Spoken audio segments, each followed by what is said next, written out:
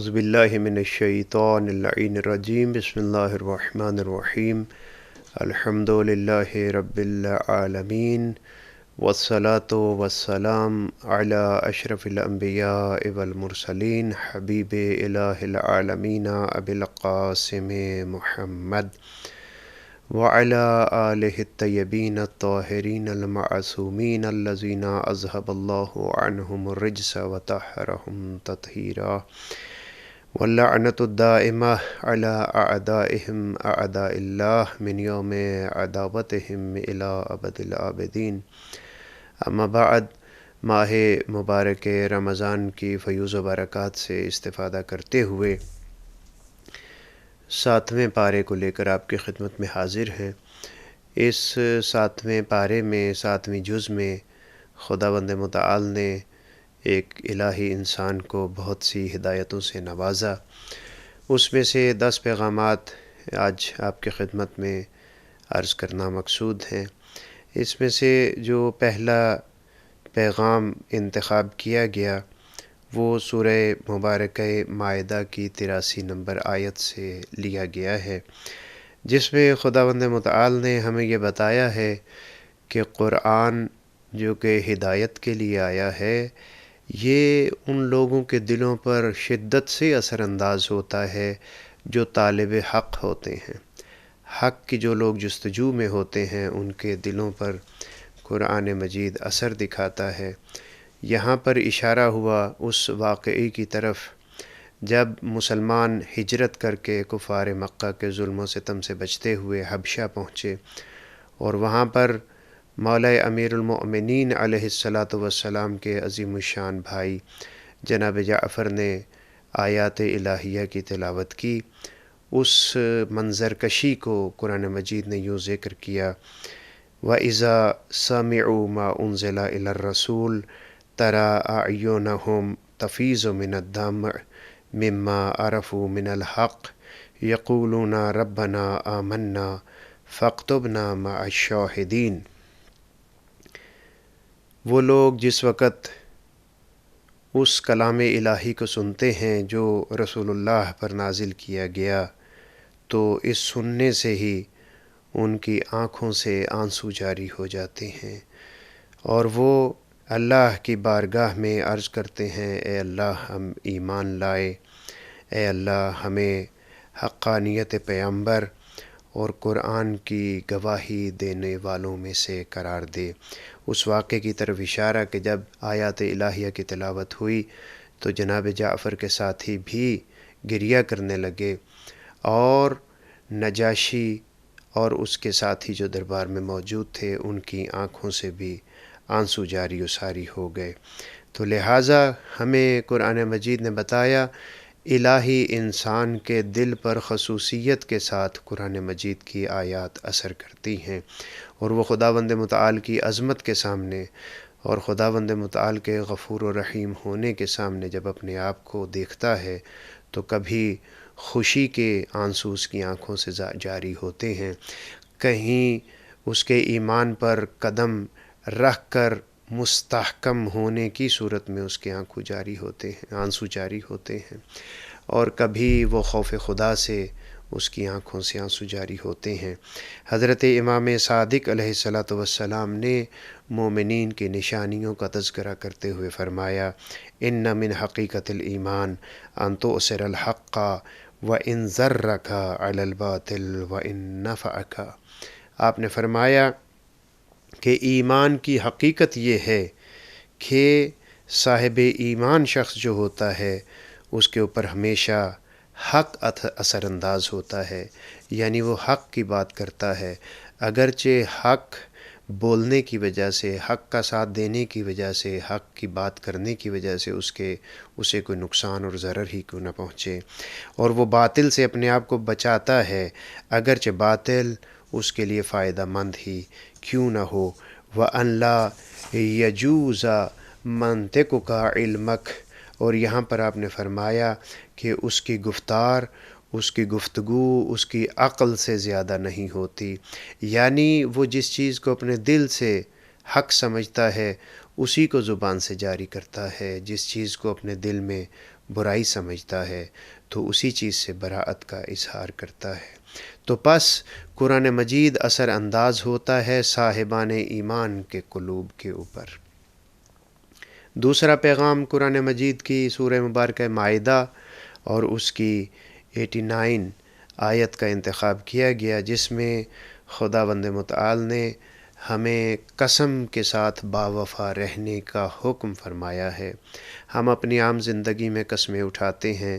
بعض اوقات ہماری قسمیں لغویات پر مبنی ہوتی ہیں، بعض اوقات ہماری قسم جوش کے تحت ہوتی ہے، ہوش میں نہیں ہوتے، اپنے حواس میں نہیں ہوتے، شدت دشمنی یا شدت محبت میں بعض اوقات ہم آپے سے باہر ہو جاتے ہیں، اپنی حدود سے باہر ہو جاتے ہیں، قسم اٹھاتے ہیں۔ اس قسم کی شریعت مقدسہ اسلام میں کوئی حیثیت نہیں ہے۔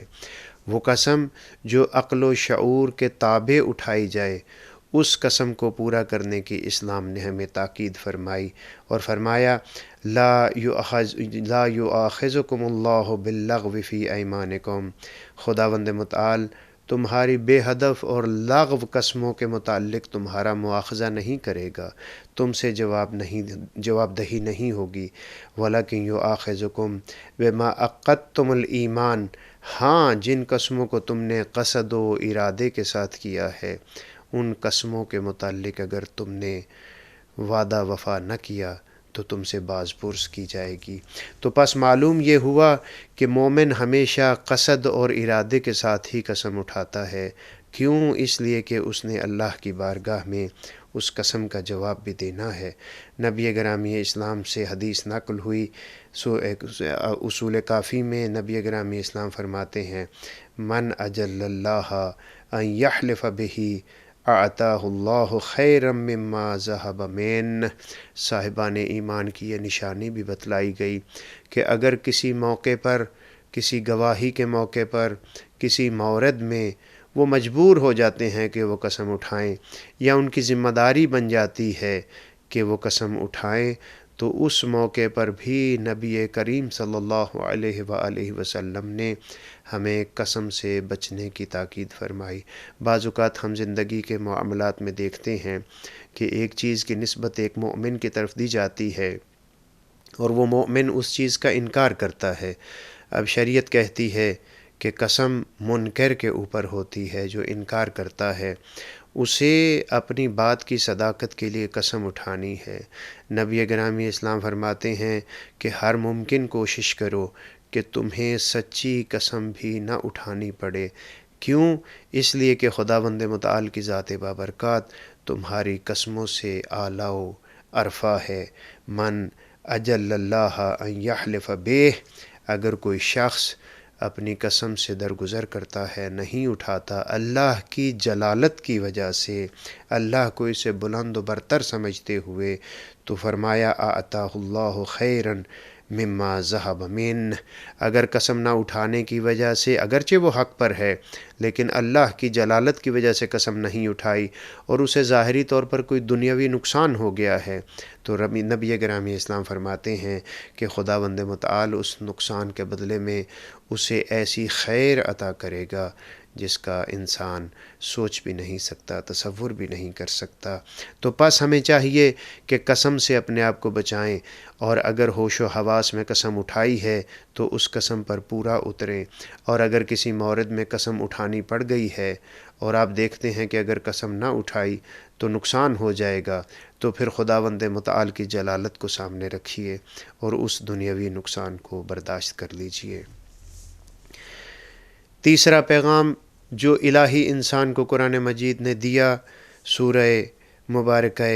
مائدہ کی 90 نمبر آیت میں تذکرہ ہوا۔ وہاں پر قرآن مجید صاحبان ایمان کو 4 چیزوں سے سختی سے روک رہا ہے اور فرما رہا ہے کہ یہ چاروں کی چاروں چیزیں شیطان کے اعمال میں سے ہیں۔ ارشاد ہوا یا ایھا الذین آمنوا انما الخمر والمیسر والانصاب والازلام رجس من عمل الشیطان فاجتنبوہ لعلکم تفلحون۔ اے صاحبان ایمان، خمر، شراب، ہر وہ چیز جو تمہیں نشے میں مبتلا کر دے، والمیسر، جوئے کا کھیلنا نعوذ باللہ، والانصاب اور نسب شدہ بتوں کی پوجا کرنا، بت کی پوجا کرنا۔ اب بت انتہائی وسیع معانی میں ہے، کبھی تو انسان ان تراشے ہوئے بتوں کی پوجا کرتا ہے جو بے حرکت ہیں، جو بول نہیں سکتے، جو سن نہیں سکتے، اور کبھی انسان بولنے اور سننے والے لوگوں کو بطور بت اپنے لیے معبود بنا لیتا ہے۔ تمام کاموں سے خداوند متعال نے صاحبان ایمان کو روکا۔ والازلام اور وہ چیزیں جو شرط و شرائط کے لیے استعمال ہوتی ہیں، اس کو تیر بھی آپ کہہ سکتے ہیں، اس کو لکڑی کے بنائے ہوئے نشانات بھی کہہ سکتے ہیں، یا مختلف قمار بازی اور شرائط کے کھیلوں میں جو چیزیں استعمال ہوتی ہیں اور اس کی نشاندہی کے لیے کچھ گیجٹس ٹائپ چیزیں بنی ہوئی ہوتی ہیں، ان سب چیزوں کو جو کہ جوئے کے کام آئیں انہیں ازلام کہا جائے گا۔ فرمایا کہ یہ چاروں چیزیں رجسن، یہ نجس ہیں،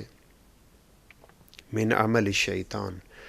اور یہ شیطانی عمل ہے، یہ شیطان کے اعمال میں سے ہے۔ فاجتنبوہ ہو، لہٰذا تم اجتناب کرو، لعلکم تفلحون، شاید کہ تم کامیاب ہو جاؤ، شاید کہ تم فلاح پاؤ۔ اور پھر ساتھ ہی بلا فاصلہ خداوند متعال نے یہ فرمایا کہ اگر اے صاحبان ایمان تم ان چیزوں میں مبتلا ہوتے ہو تو شیطان تو یہی چاہتا ہے، انما یرید الشیطان ان یوقع بینکم العداوہ والبغضاء، شیطان تو یہی چاہتا ہے کہ تمہارے درمیان دشمنی کو، بغض کو خمر اور میسر کے ذریعے سے ڈال دے۔ شراب کے نشے میں انسان چلا جائے تو اس کو بھائی نظر نہیں آتا، محرم و غیر محرم کی تمیز ختم ہو جاتی ہے۔ اگر بغض پیدا ہو جائے تو وہ پھر اپنے محرم رشتہ داروں کو بھی ہر قسم کا نقصان پہنچانے کے لیے تیار ہو جاتا ہے۔ شیطان یہی چاہتا ہے کہ مومن کو مومن سے ٹکرا دے، مومن کو مومن سے لڑا دے تاکہ اس کی قوت کو کم کیا جا سکے۔ وَيَصُدَّكُمْ عَنْ ذِكْرِ اللَّهِ وَعَنِ الصَّلَاةِ، اللہ کے ذکر سے بھی روکتا ہے اور نماز پڑھنے سے بھی روکتا ہے۔ فَهَلْ أَنْتُمْ مُنْتَحُونَ، اور یہاں پر پھر خداوند متعال نے آخر میں فرمایا، کیا تم اس فساد سے، اس چیز سے اپنے آپ کو نہیں روکو گے؟ تمہیں چاہیے کہ تم اپنے آپ کو روکو ان چیزوں سے کہ جن کے بجا لانے کی وجہ سے شیطان کو خوشی ہو۔ نبی گرامی اسلام سے نقل کیا حضرت امام جعفر صادق علیہ السلام نے فرمایا، کل مسکر حرام، ہر نشہ آور چیز حرام ہے، فما اسکرا کثیرہ فقلیلہ حرام، کسی چیز کی کثرت اگر نشے میں مبتلا کرتی ہے تو اس چیز کی قلت بھی حرام ہے۔ اگر کوئی شخص یہ سمجھتا ہے کہ چند قطرے شراب کے پینے سے وہ اپنے حال میں باقی رہتا ہے، بے حال نہیں ہوتا، لیکن زیادہ پیے گا تو بے حال ہو جائے گا، امام معصوم نبی گرامی اسلام سے نقل فرما رہے ہیں کہ اگر تم اس نجس چیز کو، اس مسکر کو، اس نشہ آور چیز کو کم استعمال کرتے ہو کہ تمہارے ہوش و حواس قائم رہیں تو اس کا کم بھی حرام ہے، کیونکہ اس کا کثیر جو ہے اس کا بھی نقصانات ہیں، وہ حرام ہے، وہ نشے میں مبتلا کرتا ہے۔ لہٰذا ان آیات سے ہمیں پتہ چلتا ہے کہ ایک خالص مومن کو ہمیشہ بتوں سے بچنا ہے، نشے سے بچنا ہے، ناجائز شرائط سے بچنا ہے، قمار بازی سے بچنا ہے، حرام کی شرطوں سے اپنے آپ کو بچانا ہے تاکہ وہ فلاح پا سکے۔ اگر نہ بچا سکا تو پھر شیطان اللہ کے مقابلے میں آ کر اپنی کامیابی کا اعلان کرتا ہے۔ اہل قرآن شخص کبھی بھی اس بات پر راضی نہیں ہو سکتا کہ شیطان اسے گمراہ کر کے اللہ کی بارگاہ میں کہے کہ اے اللہ، میں نے تیرے بندے کو تم سے چھڑوا لیا اور وہ میرے دامن کے ساتھ متمسک ہو گیا۔ چوتھا پیغام 7ویں پارے سے جو ہمیں ملتا ہے، ایک بڑا ہی اہم مسئلہ جو مومنین کے درمیان موجود ہے، اور صاحبان عقل و فہم اس مسئلے کو جانتے ہیں، لیکن بہت سے لوگ اپنی دنیاوی اغراض و مقاصد کے لیے، اپنی انا کے لیے، تعصب کی بنیاد پر، جہالت کی وجہ سے اس مسئلے کی مخالفت کرتے ہیں۔ قرآن مجید نے واضح طور پر اندھی تقلید کو حرام قرار دیا۔ ایک دفعہ ایک شخص جاہل ہے اور وہ جاہل کی ہی تقلید کرتا ہے، جیسے وہ کہتا ہے کہ یہ ہے تو اچھا کام، لیکن میرے ماں باپ فلاں کام کیا کرتے تھے، لہٰذا میں تو وہی کام انجام دوں گا۔ اگر ماں باپ کسی وجہ سے بھی، ماحول کے نہ ملنے کی وجہ سے جاہل تھے اور وہ جاہلانہ رسم و رسومات کو انجام دیتے تھے جو کہ اسلامی تعلیمات کے ساتھ مطابقت نہیں رکھتیں، تو قرآن مجید اس قسم کی تقلید سے ایک الہی انسان کو منع کرتا ہے۔ الہی انسان کی شان یہ ہے کہ اس کی تقلید روشن انداز سے ہونی چاہیے۔ اندھی تقلید کی قرآن مجید نے مخالفت کی۔ سورہ مبارکہ مائدہ کی 104 نمبر آیت میں ارشاد ہوا، وَإِذَا قِيلَ لَهُمْ تَعَالَوْا إِلَىٰ مَا أَنزَلَ اللَّهُ وَإِلَى الرَّسُولِ، جب ایسے لوگوں سے جو اندھی تقلید کے قائل ہیں انہیں کہا جاتا ہے کہ آؤ اس چیز کی طرف جو اللہ نے نازل کی ہے، آؤ اللہ کے رسول کی طرف، تو وہ لوگ کہتے ہیں حسبنا ما وجدنا علیہ آباءنا، ہمارے لیے تو وہ کافی ہے کہ جس دین پر، جس طور طریقے پر، جس رسم و رواج پر ہمارے والدین تھے۔ اولو کان آباؤہم لا یعلمون شیئا، قرآن یہ پوچھتا ہے کہ کیا تم اپنے آبا کے طور طریقے، رسم و رواج پر اس صورت میں بھی چلو گے کہ وہ بیچارے جاہل تھے، وہ جانتے نہیں تھے، وہ جہالت کی وجہ سے جاہلانہ کام انجام دے رہے تھے، ولا یہتدون، وہ جہالت کی وجہ سے جاہل ہی رہے، جاہلانہ کام ہی انجام دیتے رہے اور ہدایت یافتہ نہ ہو سکے۔ تو پس قرآن مجید نے ہمیں یہ ہدایت کی کہ ایک الہی انسان اللہ کے بتائے ہوئے اصول پر چلتا ہے، آباء و اجداد کے بتائے ہوئے اصولوں پر اس وقت چلے گا جب آباء و اجداد عالم تھے، حکم خدا کو سمجھتے تھے، لیکن اگر وہ جاہل تھے، حکم الہی کو نہیں سمجھتے تھے اور جہالت کی موت ان کو آئی، تو ایسی صورت میں انسان کو ایسی تقلید سے سختی کے ساتھ منع کیا گیا۔ لہٰذا ہمارے ہاں دو قسم کی تقلید ہے۔ اگر جاہل کی تقلید کرتا ہے تو وہ تقلید جائز نہیں ہے، اس کی مذمت کی گئی، لیکن اگر ایک جاہل شخص ایک عالم شخص کی تقلید کرتا ہے تاکہ وہ اپنے آپ کو جہالت سے نکال سکے اور علمی انداز سے اپنی زندگی کو گزار سکے، تو اس تقلید کا حکم دیا گیا۔ مکتب تشیع کو یہ افتخار حاصل ہے کہ مکتب تشیع میں انسان کو ہمیشہ توسل کرتے ہوئے اللہ تک پہنچنے کی تاکید جو قرآن مجید میں ہوئی، مکتب تشیع اسی پر عمل پیرا ہے۔ تو پس قرآن مجید نے ہمیں اندھی تقلید سے منع کیا اور علم کی طرف لے جانے والی تقلید کی ہمیں ہدایت فرمائی۔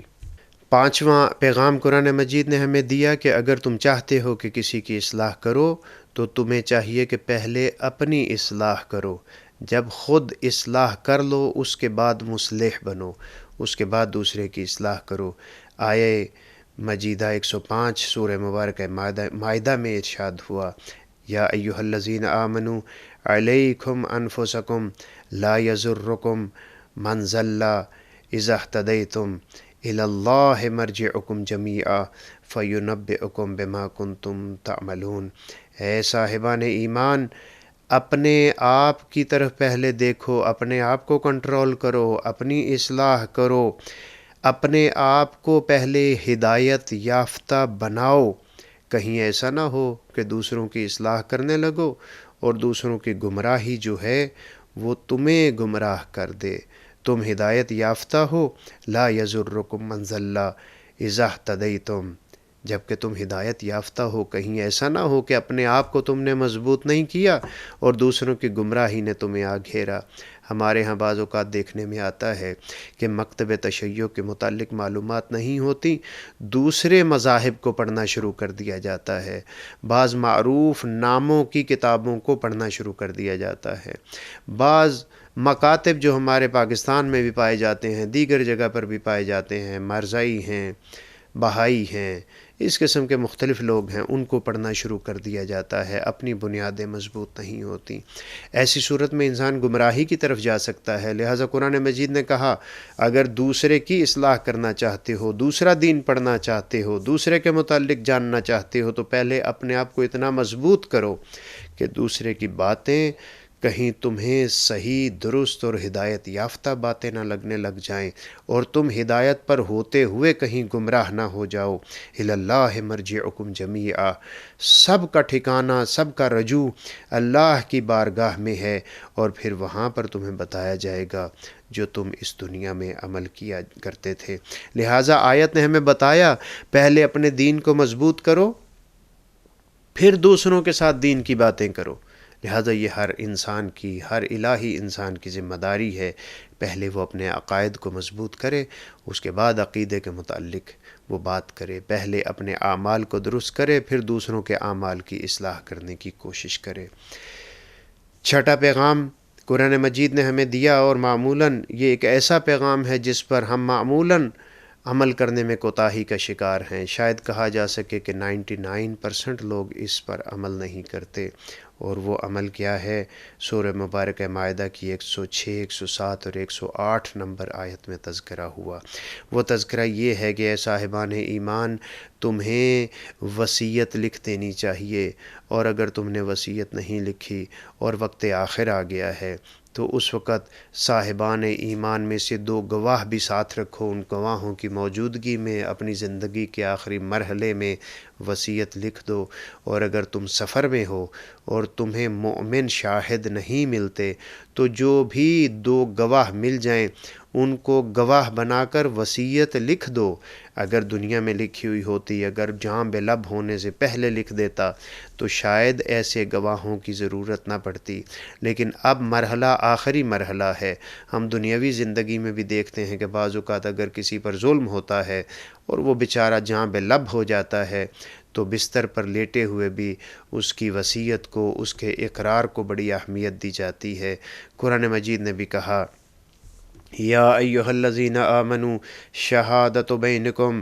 اذا حضر احدکم الموت حین الوصیہ اثنان ذوی عدل منکم، اے صاحبان ایمان تم گواہی دو۔ کس وقت؟ گواہوں کو ساتھ رکھو۔ کس موقع پر؟ اذا حضر احدکم الموت، جس وقت تم حالت موت میں ہو، حین الوصیہ، اور اس وقت تم وصیت کر رہے ہو۔ اب تمہارے پاس وقت بہت قلیل ہے، اس میں تم نے وصیت بھی کرنی ہے۔ تمہارے پاس 2 گواہ ہونے چاہیے جو عادل ہونے چاہیے، جو اس بات کی گواہی دیں کہ اس نے واقعاً اسی بات کی وصیت کی تھی۔ او آخران من غیرکم ان انتم ضربتم فی الارض،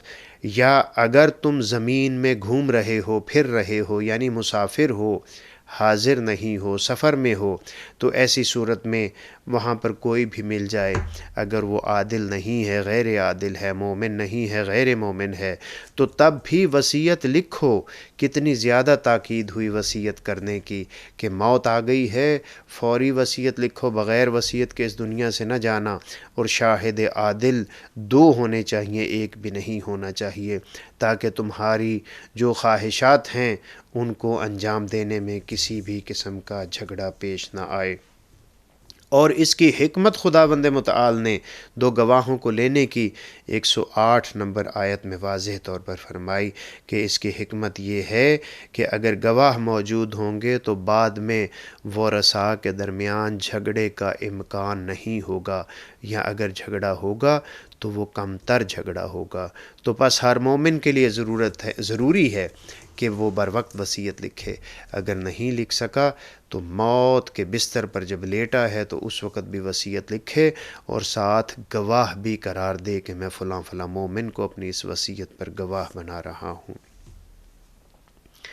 اگلا پیغام خداوند متعال نے ہمیں دیا، اور اس میں حقیقتاً خداوند متعال نے ہماری مسئولیت کا تذکرہ بھی کیا اور اپنی عظمت کا تذکرہ بھی کیا۔ یہاں پر پیغام دیا کہ اے لوگو،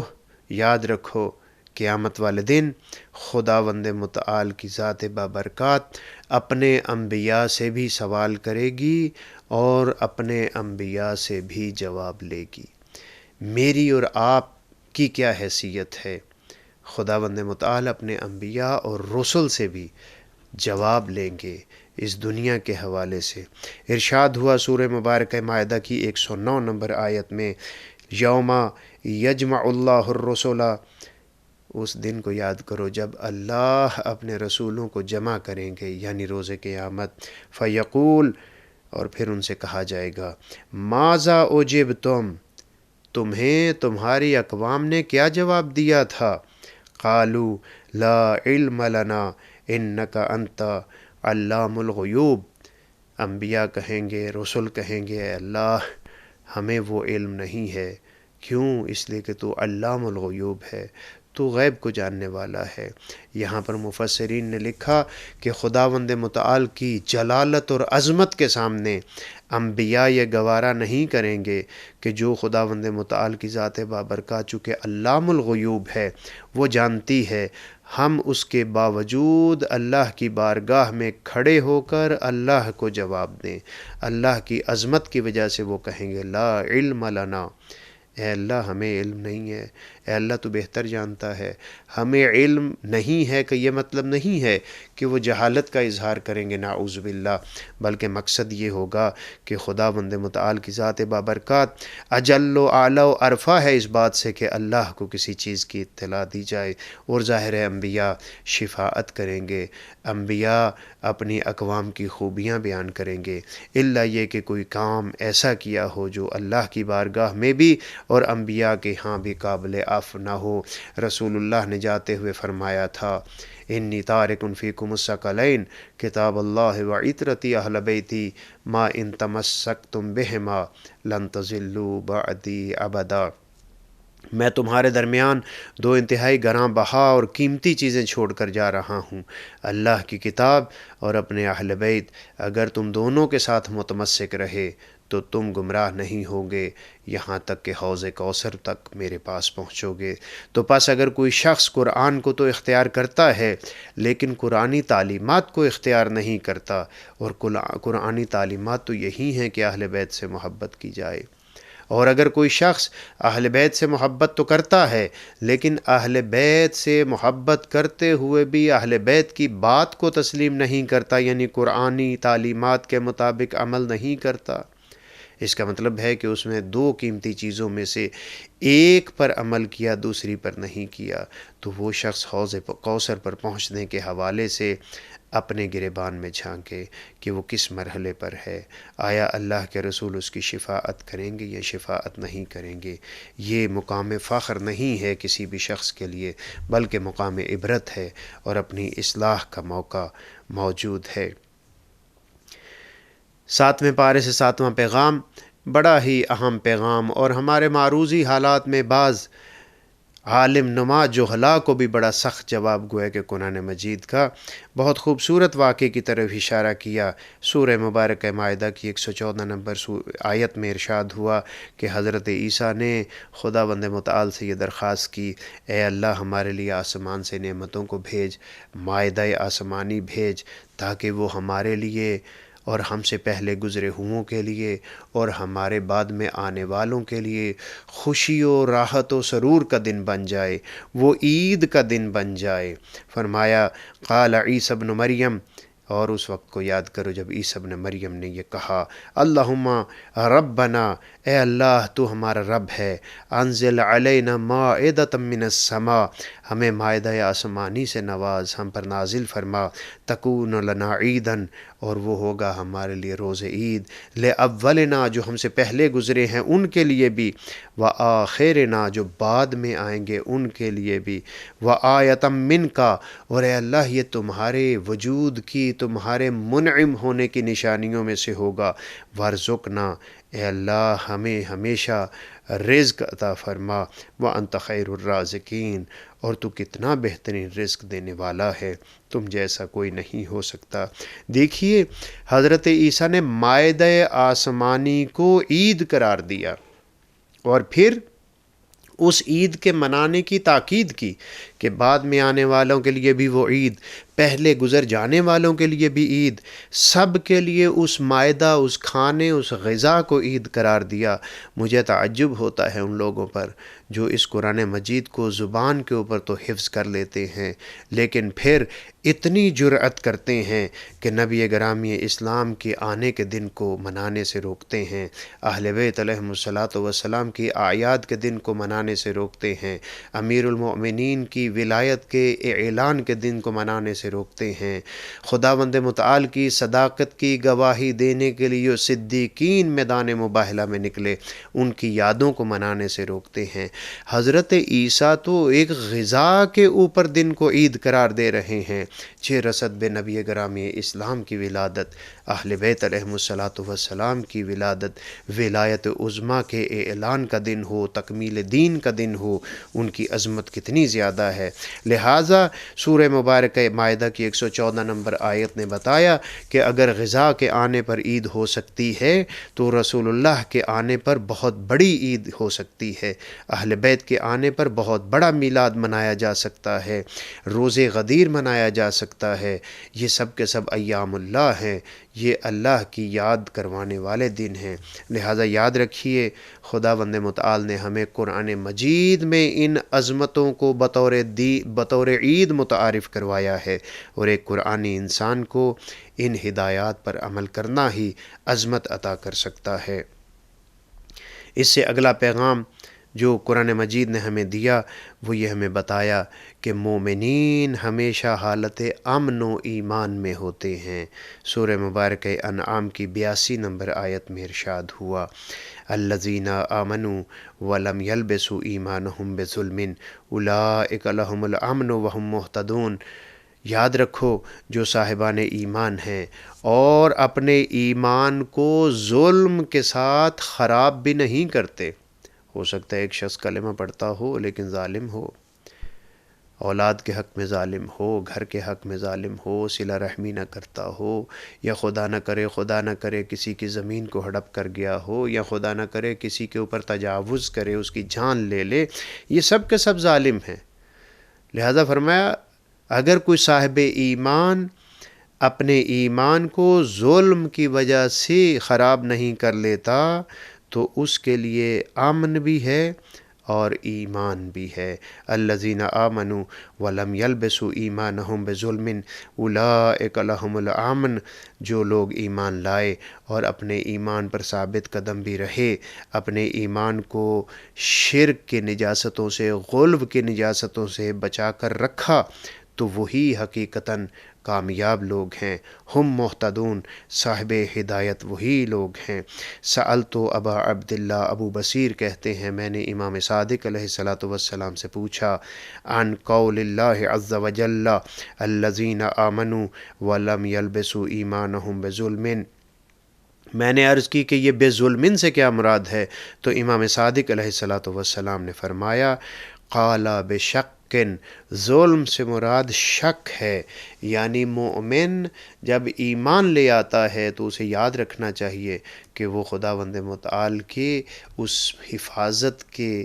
دائرے میں آ جاتا ہے، اس کا ایمان محفوظ رہتا ہے اگر وہ ظلم کے قریب اپنے آپ کو نہ لے کر جائے، اور وہ یقینی طور پر ہدایت یافتہ ہوتا ہے۔ اگلا پیغام جو قرآن مجید نے ہمیں دیا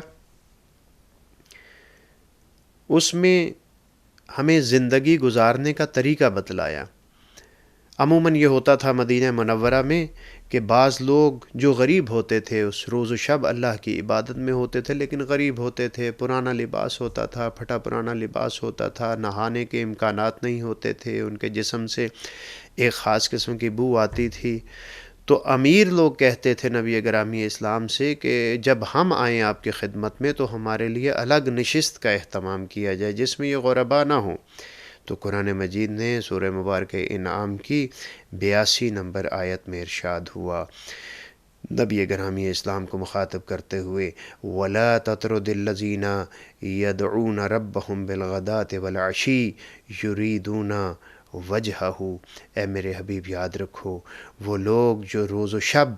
صبح کو بھی رات کو بھی اپنے اللہ کو پکارتے ہیں، اور اس پکارنے سے ان کا ارادہ فقط وجہ خدا ہے، اللہ کی خوشنودی چاہتے ہیں۔ کہیں ایسا نہ ہو کہ آپ ان کو چھوڑ دیں، آپ ان کو دور کر دیں، آپ ان کے لیے الگ وقت رکھ دیں، ایسا نہ ہو۔ ما علیک من حسابہم من شیء، ان کے حساب میں سے کوئی بھی چیز آپ کے اوپر نہیں ہے۔ وما من حسابک علیہم من شیء، اور نہ ہی آپ کی کوئی چیز ان کے اوپر ہے، نہ آپ ان کے ذمہ دار ہیں نہ وہ آپ کے ذمہ دار ہیں، نہ آپ ان کے کسی عمل میں شریک ہیں اور نہ وہ آپ کے کسی عمل میں شریک ہیں۔ یعنی خدا یہ بتلانا چاہ رہا ہے کہ اگر ان کو دور کر دیا گیا تو ان کا کوئی نقصان نہیں ہوگا، تمہیں کوئی فائدہ نہیں ہوگا، کیونکہ وہ روز و شب اللہ کو پکارتے ہیں، اللہ کی یاد رکھتے ہیں، اللہ کی خوشنودی چاہتے ہیں، لہٰذا انہیں دور نہ کیجیے گا۔ فَتَطْرُدَهُمْ فَتَكُونَ مِنَ الظَّالِمِينَ، اگر ان کو دور کیا تو اس کا نتیجہ کیا ہوگا کہ تم ظلم کرنے والوں میں سے ہوں گے۔ خداوند متعال اپنے خالص بندوں کو ایک الہی انسان کے لیے تاکید کر رہا ہے، فرما رہا ہے کہ الہی انسان میرے خالص بندوں کو اپنے قریب رکھے،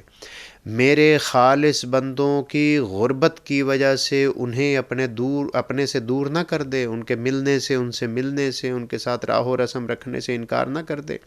کہ یہ غریب ہے۔ ہم اپنی عملی زندگی میں دیکھتے ہیں کہ مالدار لوگوں کے لیے، سیٹھ لوگوں کے لیے، بڑے لوگوں کے لیے تو ہمارے پاس سے وقت نکل آتا ہے، لیکن اگر کوئی غریب ہے لیکن مومن ہے،